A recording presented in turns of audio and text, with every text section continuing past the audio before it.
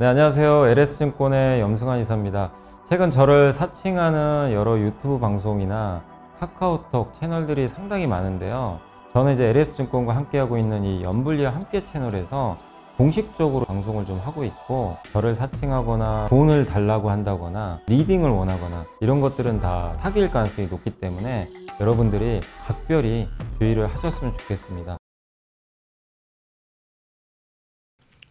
네, 안녕하세요. 오늘 2024년 12월 2일 시장 깨기 시작을 해보도록 하겠습니다. 오늘은 제가 좀 이제 마이크 소리를 더 낮췄어요. 이제 저번에 너무 크다 그래가지고 낮췄는데 한번 좀 시청해 주시고 소리도 한번 말씀해 주시면 좋을 것 같고, 이게 자꾸 뭐 소리가 깨진다고 하니까 이게 좀 컴퓨터만 바꿨는데 이게 좀 그래가지고 그러네요.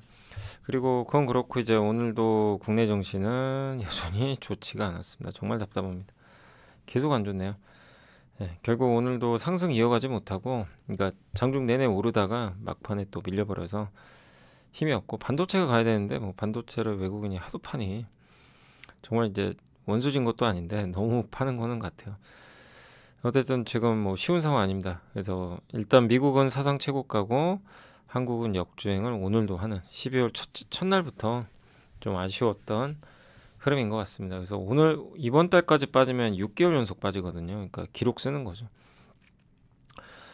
미국 얘기 좀 해드리고, 이제 지난 주말에 뉴스들 많이 나왔죠. 뭐 트럼프 시대에 어떻게 해야 되는지 벌써 많은 국가들의 미래가 보이기 시작합니다. 예, 그 얘기를 좀 해드릴 거고요.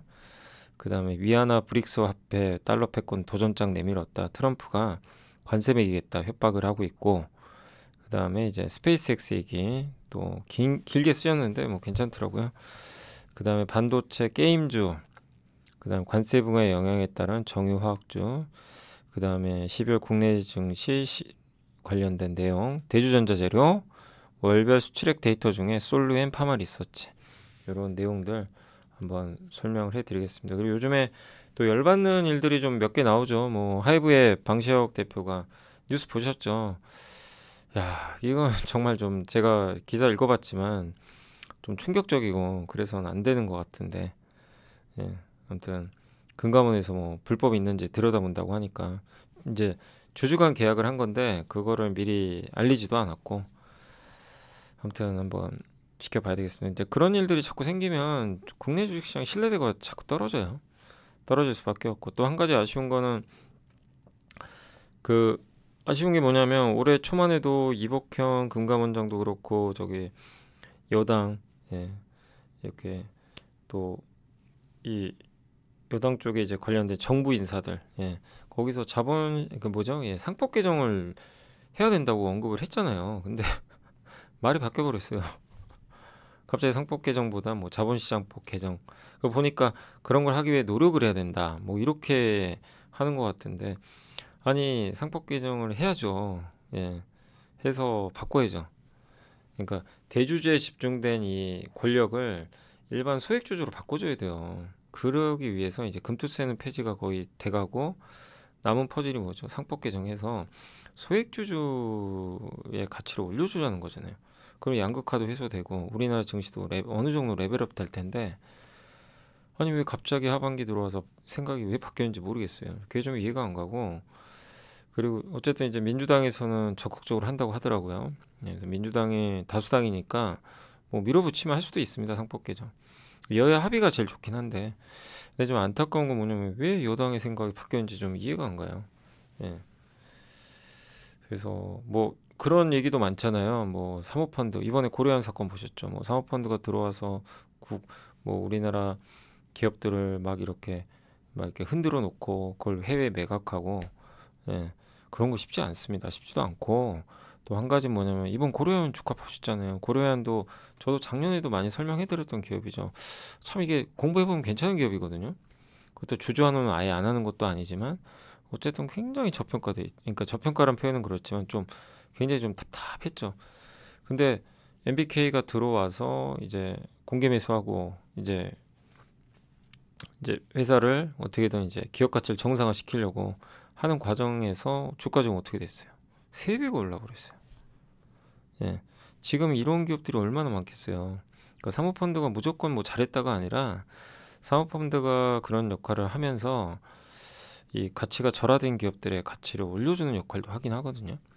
근데 우리나라는 뭐 이렇게 자산 가치 대비해서 너무나 눌려 있는 기업들이 많잖아요. 근데 그 이유 중에 하나가 소액주주 가치랑 대주주 가치가 잘 안 맞거든요. 근데 그런 것들을 한다면 뭐 못 올랐던 기업들, 여러분이 보유한 기업들의 주가도 충분히 어느 정도 오를 수가 있는 건데, 예, 그런 이제 만약에 상법 개정을 하게 되면 이런 일들이 또, 예, 그러니까 사모펀드에 뭐 예를 들면 먹잇감 같은 거죠. 예, 뭐 그런 걸 또 우려하는 것 같은데, 어쨌든 시장이라는 게 어쨌든 이 지금 우리나라랑 미국과의 다른 점은 우리나라는 소액주주 가치가 잘 보존이 안 되잖아요. 예. 그래서 그런 것들을 이제 글로벌 스탠다드로 잘 맞춰준다면 좋지 않을까 이렇게 생각합니다.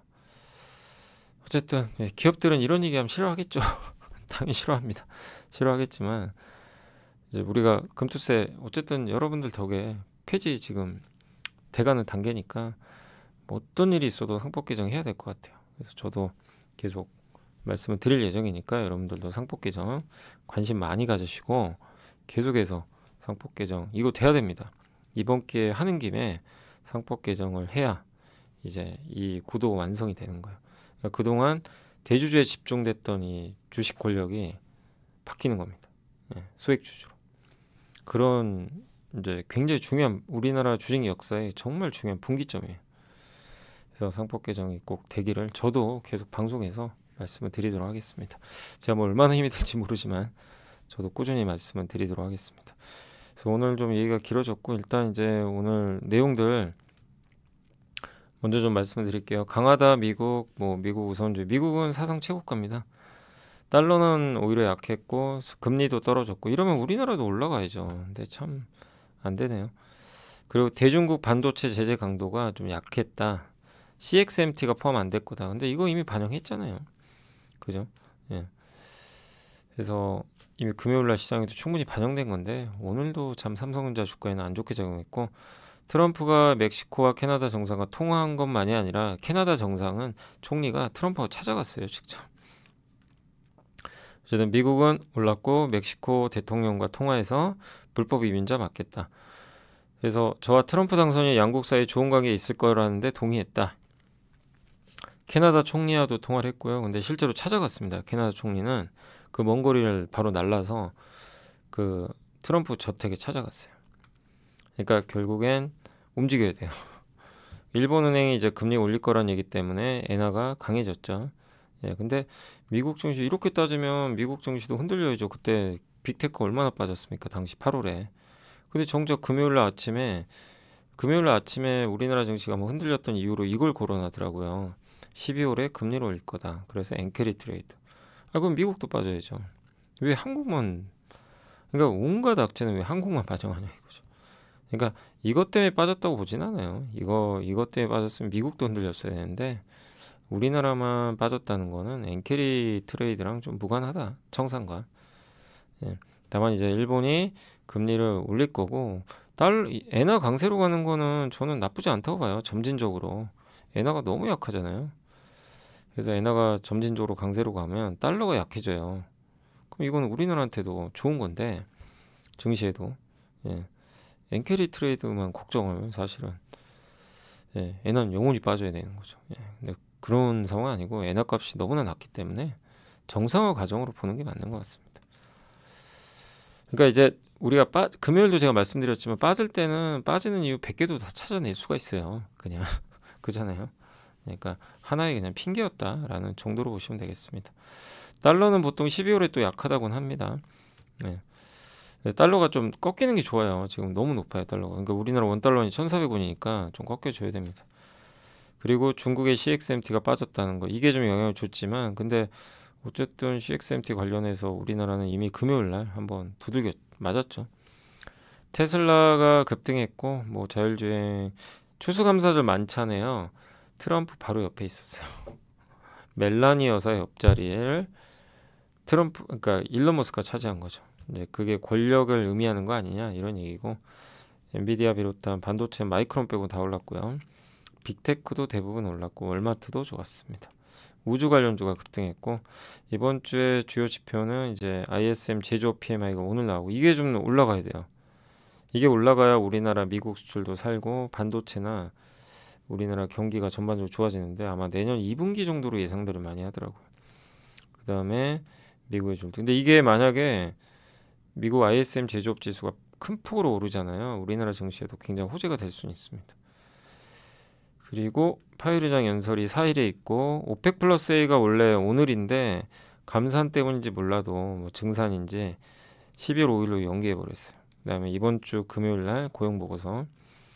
그 미국산 구매 늘리자. 이제 요즘에 미국이 이제 관세 부과한다고 하니까 대안은 미국 거 사자 이거죠. 그래서 베트남은 항공기, LNG 수입 확대하겠다. 보잉 거 사자는 거죠. 예. 그러니까 우리도 만약에 이제 필요한 게 있잖아요. 우리도 어떤 제품들을 사야 될 거 아니에요. 그럴 때 미국과 있고 다른 나라 게 있으면 뭐 가격만 그렇게 큰 문제 아니라면 미국 거 사는 것도 하나의 방법이에요. 그래야 무역 수지 흑자를 줄일 수가 있어요. 예를 들면 에어버스랑 보잉이 있는데 물론 보잉이 요즘에 좀 안 좋긴 하지만 만약에 똑같은 품질이라면 보잉 거 사는 게 일단 지금 유리한 거죠. 그리고 LNG는 미국 거 사는 게 훨씬 이래저래 유리해요. LNG는 아시아보다 미국이 싸요. 그러니까 LNG를 많이 수입하면 이건 되게 좋은 거죠. EU 집행위원장도 그 얘기 하잖아요. 미국산 LNG 수입하겠다. 중국은 반발하죠. 그런데 콩을 사고 있어요. 말로는 세게 나가는데 다 대응은 하는 거죠. 그리고 취임 첫날 25% 관세 부과하겠다는 트럼프 당선인의 경고에 이 캐나다 총리가 바로 날아가 버렸어요. 여기 만장장에. 그래서 협력하기로 했다. 물론 트럼프가 뭐 관세 부과 안 하겠다고는 얘기는 안 했는데 일단 관세 부과하지 않겠다 확답은 안 했지만 어쨌든 바로 찾아간 거 보세요. 이런 외교가 필요하다는 거예요 지금. 예. 그래서 둘이 사이가 되게 안 좋아요. 저 트리도 총리가 옛날에 트럼프 막 욕하고 그랬어요. 안 좋은데 그게 지금 안 되죠.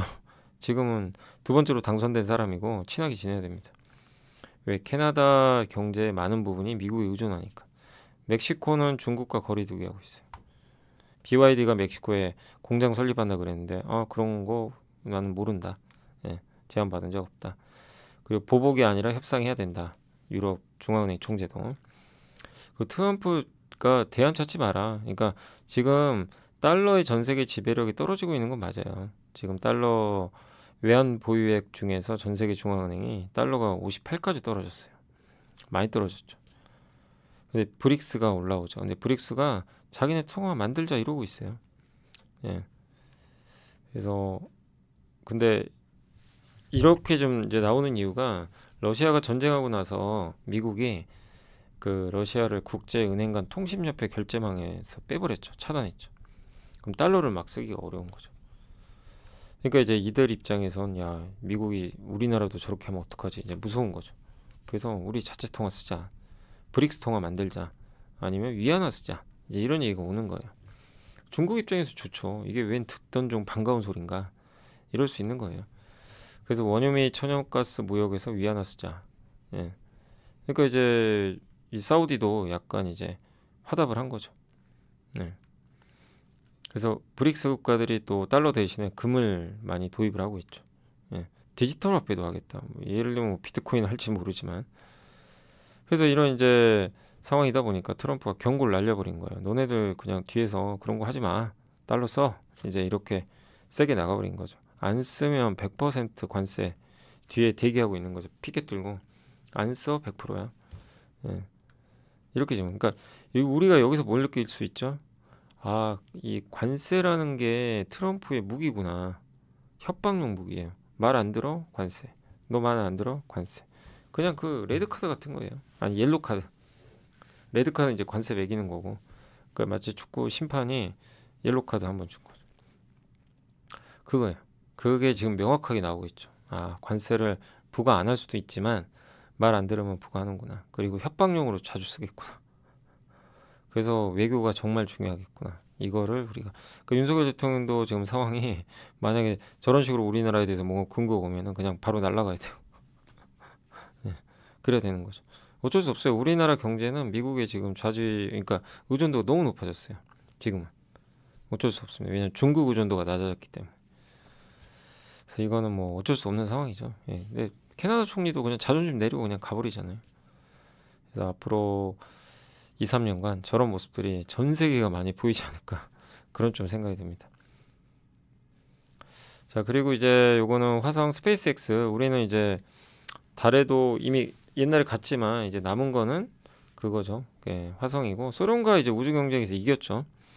그래서 이 첫걸음은 한 인간에게 있어서 작은 발걸음이지만 인류 전체에게 있어서 커다란 첫 도약이다라고 릴 암스트롱 선장이 언급을 해줬고요.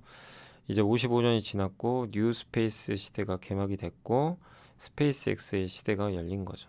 네. 그래서 화성 탐사에서 높이 71m라는 거대한 1단 로켓 슈퍼 헤비와 2단 로켓 스타쉽으로 이제 구성이 되어 있습니다. 1단 로켓이 밑에가 이제 굉장히 크고요. 2단 로켓 스타쉽으로 이제 구성이 되어 있습니다. 1단 로켓 슈퍼 헤비만 아파트 23층 높이에요. 네. 그래서 고도 200km 지구 저궤도에 이걸 올릴 수 있죠. 탑재체 인공위성 같은 거. 그래서 한국형 발사체 누리호는 1.9톤밖에 안 되는데 뭐 엄청 큰 겁니다. 아무튼. 네. 그래서 근데 또 놀라운 건 이 스타쉽이 이제 발사하고 나서 이 슈퍼헤비죠.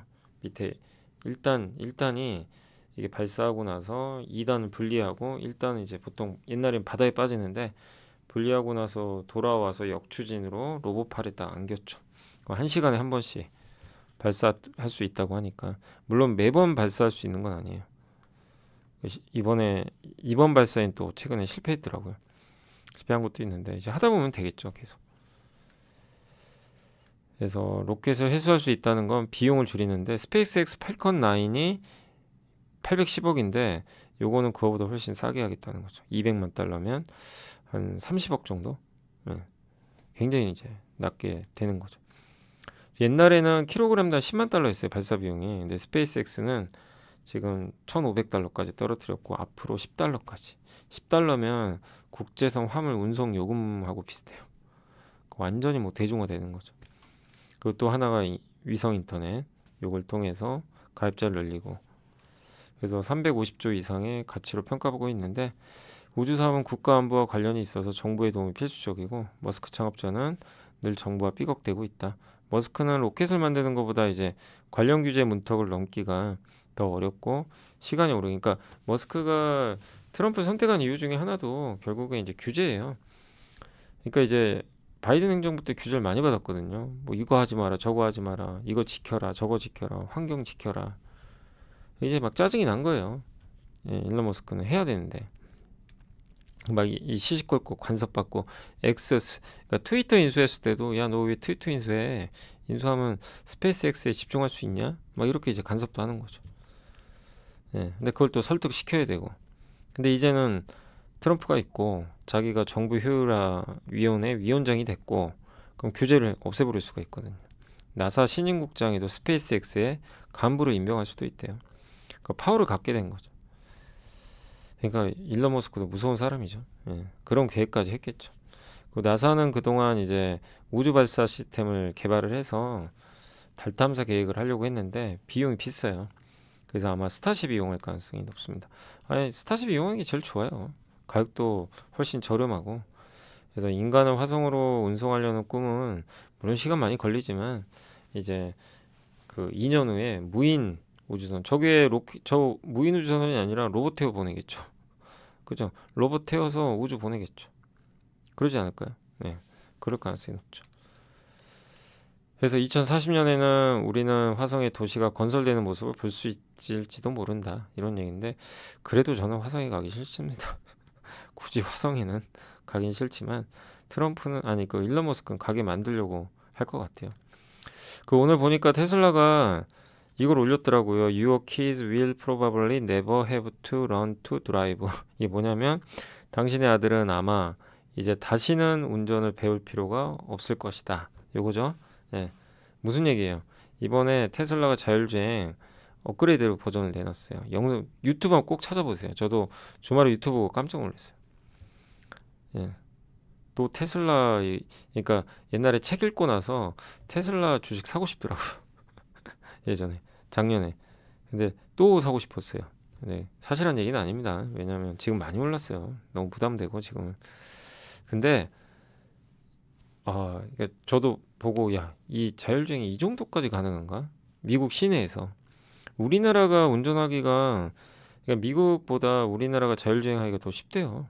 왜냐면 미국은 비보호가 많대요. 이게 비보호 있죠. 예. 우리는 좌회전이 이렇게 딱딱 정해져 있잖아요. 신호 지키면서. 그러니까 한국이 오히려 신호 지키면서 하면 운전하기 더 쉽고 미국 갔다 오신 분도 아시겠지만 비보호가 너무 많아요. 예. 이렇게 좌회전할 때. 그게 이제 너무 많다 보니까 그러니까 이제 자율주행이 그걸 인간처럼 운전하기 쉽지 않거든요. 근데 테슬라는 인간처럼 운전해요. 진짜.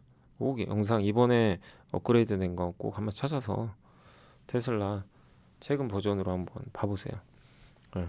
미국에서 이제 시승한 것들. 그 누구시죠? 그 제가 봤던 영상 중에 하나가 그 자동차 유튜버 중에 제일 유명하신 분이 모카라고 있거든. 모카 김한용. 그분이 이제 하시는 유튜브 저도 구독했는데 그분이 이번에 이제 미국 가셔가지고 테슬라 그걸 시승한 거 이번에 한 거예요. 예. 그러니까 뭐라고 했냐면 제가 이제 봤는데 그 운전대 잡는 게 이제는 어색하대요. 자율주행으로 가다 보니까. 예. 그 정도로 정말 와 진짜 좀 놀랬습니다. 예. 자율주행이 진짜 가능하겠구나. 그걸 느껴버렸어요. 그래서 한번 꼭 영상 보시고 제가 말로 하는 건 한계가 있으니까 영상 한번 보시는 것도 좋을 것 같습니다. 자, 그리고 이제 오늘 보고서는 많지는 않지만 좀 DB금융의 문홍철 연구원님은 이제 채권 담당하시는데 미국은 금리 낮출 거다. 낮춰야 된다. 저도 여기에 동의를 해요. 미국 그 누구를 이번에 누구 임명시켰죠? 예, 스콧 베센트. 이 사람은 금리 낮추란 특명을 받은 사람 같아요. 제가. 근데 파월은 점진적 인하를 원해요. 그죠? 쉽게. 베센트는 뭐라 그랬죠? 연준 무력화를 언급했죠. 그래서 관세와 이민자 추망은 미국의 성장을 둔화시키는 정책들인데 약달러 지지 요인이다. 그러니까 관세와 이민자를 추방하는 거. 예. 이거는 미국 경기에 좋은 건 아니에요. 관세 올리면 물가 오르죠. 미국의 경기 둔화되죠. 이민자 추방하면 일자리 그 지금 단단한 고용 시장이 어떻게 될지 모르는 거죠. 예. 그러면 이런 정책들을 펼치게 되면 달러는 약해져요. 근데 거기에 원유를 증산한다거나 중국의 수출 밀어내기 이런 거 역시 마찬가지로 물가 안정 요인으로 약달러 요인이죠. 근데 여기에 어쨌든 지금 미국은 금리를 낮춰야 됩니다. 예. 적자도 너무 많고 재정 적자도 이자 비용 줄여야 되거든요. 예. 그래서 연준과 모르겠어요. 연준과 스콧 베센트의 싸움이 있을지는 지켜봐야 되겠고 그다음에 아까 제가 처음에 오늘도 말씀드린 대로 아까 하이브 얘기도 했지만 상법 개정이나 자본시장법은 안 돼요. 상법 개정 가야 됩니다. 상법 개정은 모든 기업에 다 해당돼요. 상법 개정으로 가고 기업 지배구조 개선해서 그러면 외국계 사모펀드가 들어와요. 그리고 공매도까지 재개되면 들어오겠죠. 근데 아마 또 공매도 한다 그러면 많은 분들이 싫어하시겠죠. 이거 또 무슨 공매도 또 재개. 근데 이제 만약에 재개를 하게 되면 외국인들은 들어올 가능성이 높아요. 그러니까 한국에 투자 안 하는 이유 중에 하나도 공매도 때문도 있거든요. 근데 어쨌든 그거랑 좀 별개로 외국계 사모펀드는 지배구조 개선이 되면 저런 법 개정을 통해서 되면 들어올 가능성이 높고 그런 기업들 중에 하나로 현대모비스도 거론했던 것 같아요. 이 보고서에는. 그래서 결국엔 기업가치 저평가된 기업들을 사모펀드가 들어와서 이번에 코리아온도 그런 케이스잖아요. 그러니까 그거를 나쁘게 볼 필요는 없어요. 예. 그 저평가된 부분들을 바꾸겠다는 거잖아요. 그래서 주가가 올려버렸죠. 코리안 주가 우리 보면 답이 나오잖아요. 근데 그런 일들이 많아질 수밖에 없어요. 예. 정말 많아질 겁니다. 그래서 반드시 이거는 이제 개선이 돼야 되는 부분이라고 생각하시면 될 것 같아요. 죽음의 치킨 게임 정말 경제판이 바뀌고 있다. 여기에 대해 트럼프 2기 출범, 그다음에 각국의 보조금 확대, 이런 거는 글로벌 과잉세는 정말 모든 게 불확실해요. 제가 주말에 이틀 동안 이제 또 다른 강연회가 있어서 자료도 좀 만들어 보고 이것저것 또 공부도 해보고 했는데 결론은 너무 암울해요. 한국 경제가 미래가 잘 안 보이는 건 맞습니다. 중국 추격, 인구는 줄고 미국은 이제 우리 편 아니라고 하고 있고 관세 부과한다 그러고 그래서 정말 좀 쉽지 않은 지금 상황이 연출되는데 예. 결국 믿을 수 있는 건 우리 기업들. 근데 우리 기업들 기술력은 좋아요. 예. 원가 경쟁력 뛰어납니다.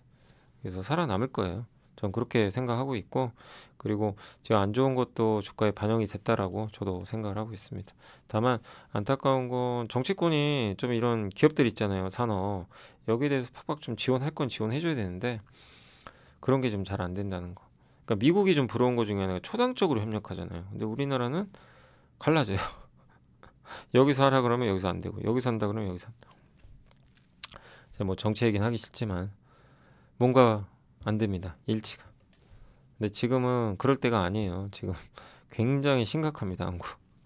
지금 심각한 게 아니라 이대로 가면 몇 년 후가 심각해져. 예.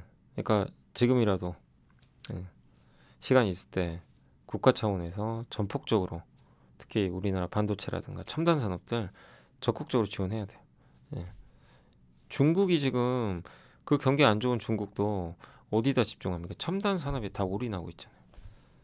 예. 근데 우리는 안 하고 있죠.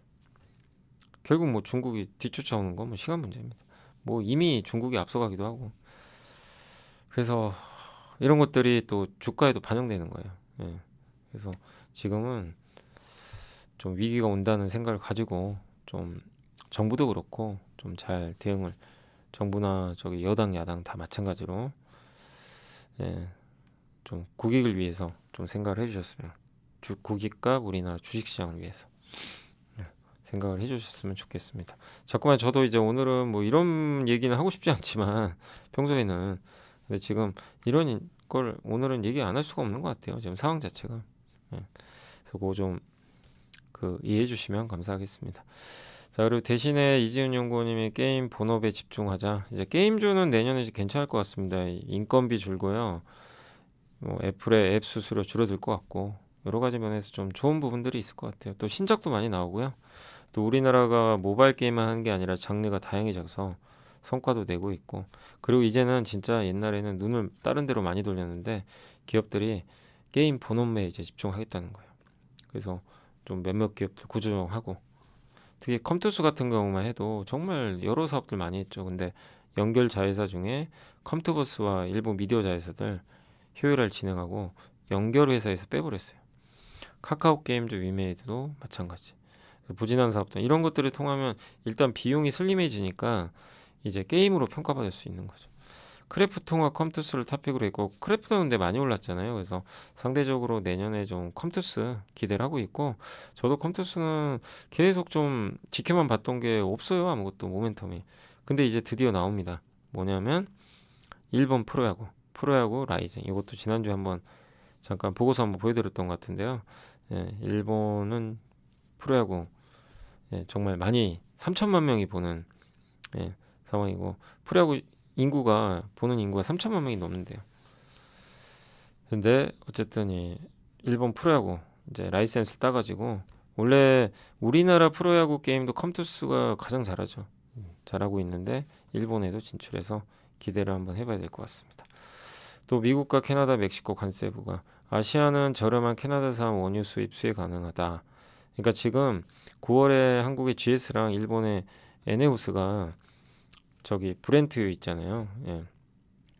브렌트유는 저기 유럽 쪽이죠. 거기 대비해서 할인된 가격으로 원유 도입을 시작을 했어요.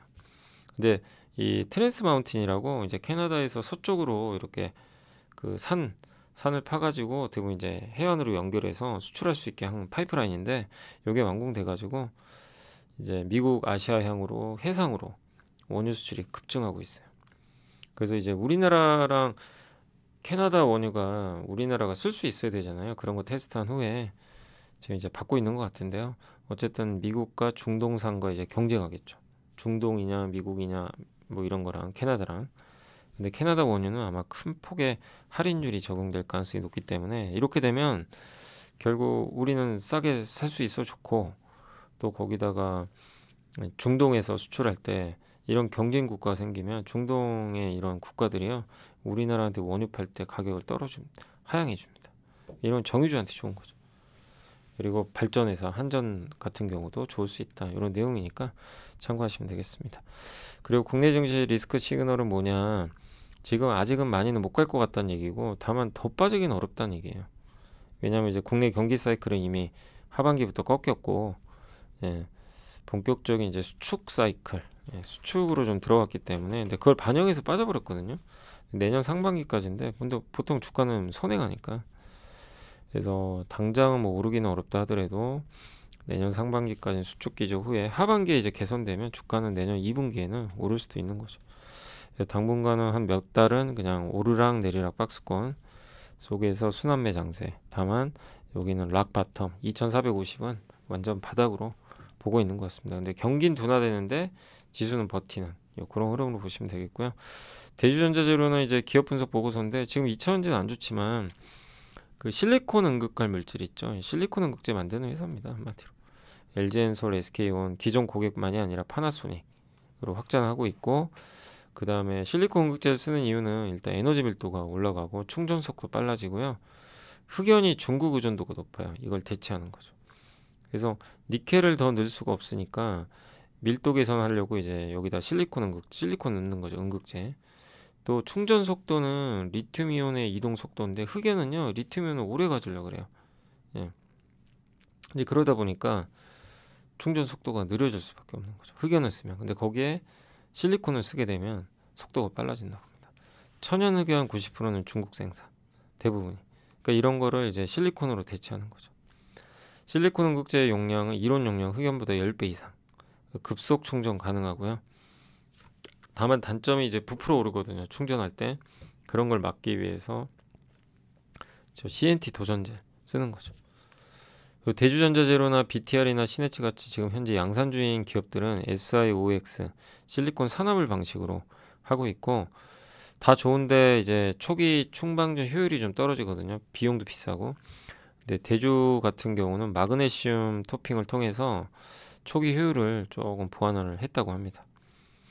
그 다음에 SIC 방식이 하나 있고, 요거 대비해서 이건 반대로 초기 효율이 좋아요. 근데 수명이 좀 짧다는 거. 대량 생산도 가능하고요. 그래서 만드는 업체는 좀 그렇게 많지 않습니다. 그래서 뭐 지금 BTR 또 여기 SK 머티리얼즈 그룹, 포스코 퓨처엠 등이 지금 양산을 준비 중에 있고, 현재 가격은 킬로그램당 50달러인데 흑연 응급제가 4.5달러니까 10배 비싸죠. 이것도 많이 내려가서 그런 거예요. 근데 가격이 더 떨어져야 되는 거죠. 근데 대주전자재료 실리콘 응급제 매출이 381억까지 3분기까지 늘어났어요. 작년 대비 126%. 이유가 보통 작년까지만 해도 비싼 차 있죠. 포르쉐 타이칸 같은 거. 여기 들어갔는데 대중 모델이 들어간 거예요. EV3 캐스퍼 전기차. 요거는 굉장히 저가 제품이죠. 여기에도 이제 실리콘 응급제가 탑재된 거예요. 그러니까 대중화가 돼야죠. 이 가능성을 보여줘서 상당히 긍정적이다. 또 기존의 파우치형 고객만이 아니라 신규로 이제 원통형 전지 주로 가는 파나소닉까지 확보를 했다고 합니다. 그리고 애플 아이폰에 들어가는 배터리 있죠. 거기에도 아마 실리콘 100% 실리콘이 있죠. 응급제 흑연 말고 그거를 만들려고 하나 봐요. 근데 저는 예전에 제가 듣기로는 애플로 들어서 맞는지 모릅니다. 그건 추정이고 애플로 알고 있어요. 퓨어 실리콘이라 그래서 그 방식으로 아마 실리콘을 그럼 이제 같이 만들면 여기서도 수혜가 있겠죠. 그래서 지금 뭐 전기차 때문에 힘든 건 맞지만 이미 많이 반영했고 내년 하반기 이후를 좀 기대하고 있고요. 전기차 시대는 결국 오지 않겠냐 이렇게 생각을 하고 있습니다. 다만 시간 좀 걸리는 거죠. 네. 아니 그리고 이제 제가 사실은 이제 토요일날 저기 광명에 한 도서관, 거기가 이름이 하안도서관, 거기 이제 갔다 왔어요. 이제 왜냐면 올해 되게 일찍 연락했어요. 올해 초였나?